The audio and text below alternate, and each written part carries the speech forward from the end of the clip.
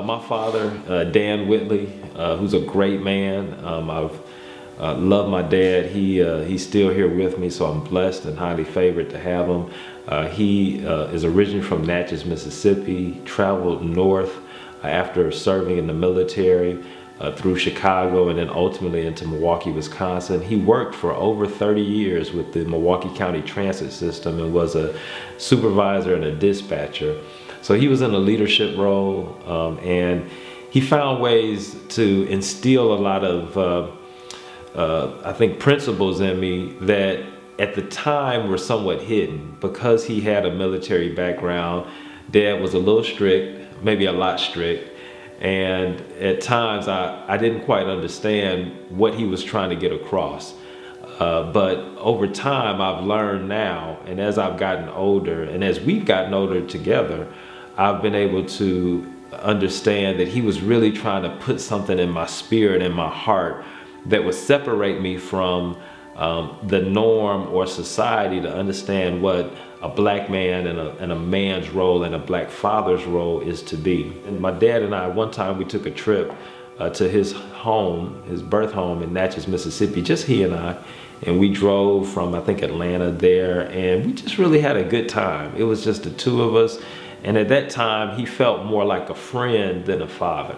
And I think it's taken experiences like that over and over again to kind of get us to the point where we are now, where we look at each other with a certain sense of admiration as black men that are leading our families and being a father and a husband. I think, you know, Dad, he was brought up in a time where black men, especially that were migrating north, you know, the objective was to get a job, hold a job, not take as many risks, but try to be as secure as possible.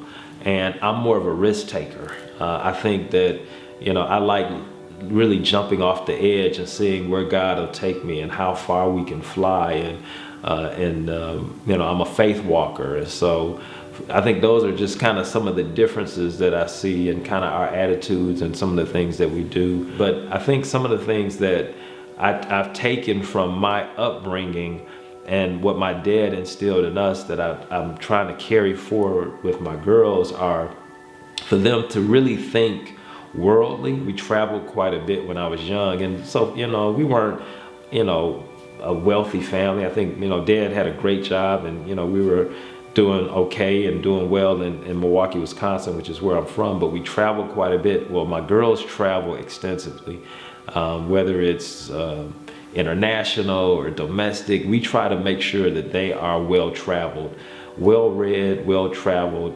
and to have deep experiences. So I think that's something that we've tried to really carry forward.